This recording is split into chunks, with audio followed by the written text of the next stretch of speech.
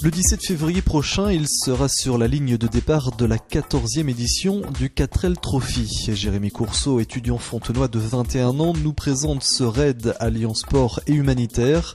Il nous explique les différentes étapes nécessaires à la préparation de cet événement national et il revient sur les raisons de son engagement dans cette aventure avant tout humaine.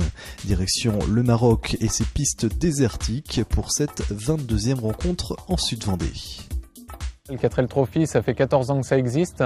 Nous, on va participer le 17 février 2011 à la 14e édition. Ça regroupe 1100 4L sur la France entière. Il y a 2 villages départ, un qui va partir de Paris, un de Saint-Jean-de-Luz. Nous partons tous le 17 février à 12h30 pour descendre toute l'Espagne, se retrouver au Maroc. Et au Maroc, on va rouler pendant 6 jours sur des pistes pour aller distribuer des fournitures scolaires à des enfants marocains dans la difficulté.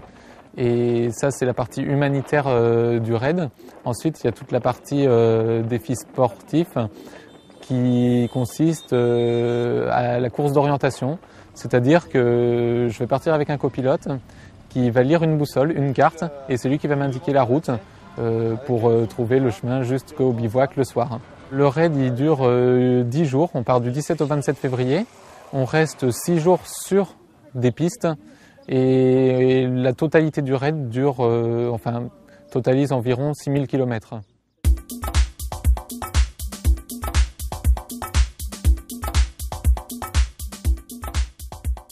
La partie à laquelle je me suis intéressé le plus vite, c'est la partie sponsoring, pour pouvoir trouver un budget pour pouvoir partir.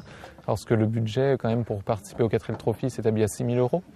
Dont 3 000 € d'inscription. Donc la partie budget était la plus importante et celle à s'occuper le plus rapidement. On s'était inscrit pour participer à l'édition 2010. On n'avait pas suffisamment de budget pour pouvoir partir, donc on a repoussé pour 2011. Et maintenant, c'est vrai qu'avec tous les sponsors que nous avons réussi à réunir, le budget est suffisant pour nous permettre de partir dans de bonnes conditions. Au début, je vais dire que les premières fois qu'on fait des démarches de sponsors, c'est pas évident, on n'est pas à l'aise. Et au fur et à mesure, on apprend parce que j'ai dû faire pas loin de 80 entreprises pour en trouver 30 qui répondent favorablement à mes demandes. Et au fur et à mesure de ces entreprises, on est plus à l'aise, on sait de quoi on parle. C'est très formateur parce qu'à la fin de mon année, je vais passer mon BTS transport. Et c'est vrai qu'on a un oral à passer.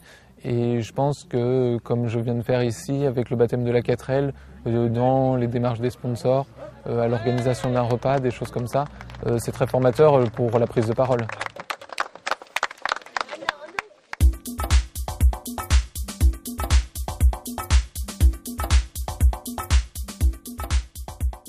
Au tout début, notre 4L était toute blanche. On a dû la réparer. Elle était quand même en mauvais état à cause de la rouille. Donc on a dû démonter complètement la 4L, refaire le châssis, les choses comme ça. Donc on a mis des grandes plaques de protection sous la 4L. On peut voir, j'ai mis un grand tuyau, c'est pour l'aspiration de l'air. Devant, on peut voir un pare-buffle où bientôt il va y avoir une grille pour protéger. Il y a pas mal de préparations à faire sur la 4L en elle-même. La 4L, je ne l'ai pas achetée, on me l'a donnée.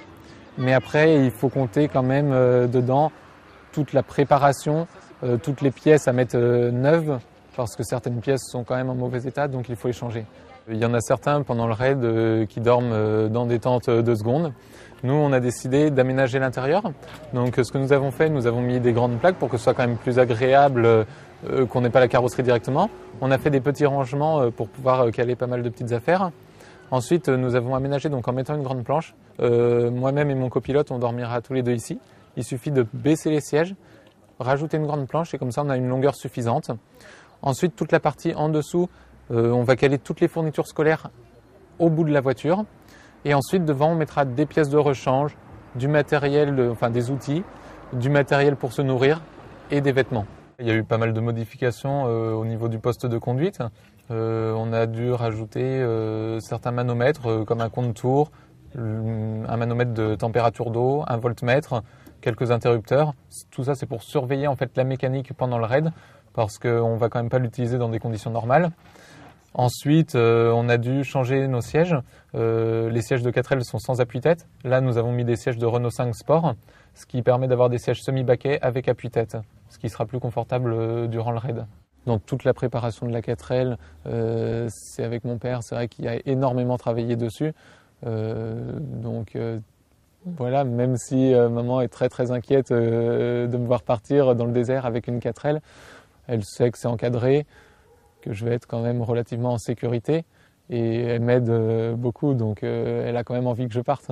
L'appréhension, je pense que c'est la peur d'oublier quelque chose le jour du départ. C'est vrai, on va partir, on va se dire mince, on a oublié tel outil, telle pièce de rechange. On verra au fur et à mesure, on se verra quand on sortira notre caisse s'il nous manque la pièce nécessaire et on essaiera de s'arranger avec d'autres équipages.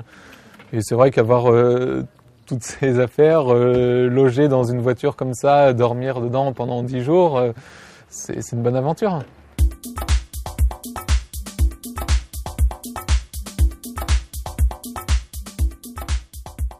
Il y a 1100 4L qui partent, on est 2 par 4L, ça veut dire qu'il y a 2200 étudiants sur les bivouacs tous les soirs. Il y a quasiment 300 mécaniciens, il y a une grande relation avec tous les gens. On se retrouve tous pour la même chose, pour vivre une aventure exceptionnelle, des choses comme ça. Donc on est tous là pour le même but, c'est très convivial. Et après de rencontrer ces enfants marocains, de vraiment voir ce qui se passe sur place au Maroc dans les écoles, c'est formateur, c'est intéressant. C'est vrai que les seules fois où j'ai participé à ce genre de choses, c'était en achetant des tickets de tombola et des choses comme ça. Là, c'est vraiment un projet que je vais mener de bout en bout. Et là, c'est vraiment du concret. On prend les fournitures, on les emmène et on les remet directement aux enfants.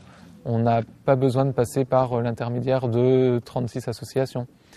Et ensuite, il y a tout l'aspect sportif, de rencontrer les gens, s'entraider si on n'a pas de mécanique.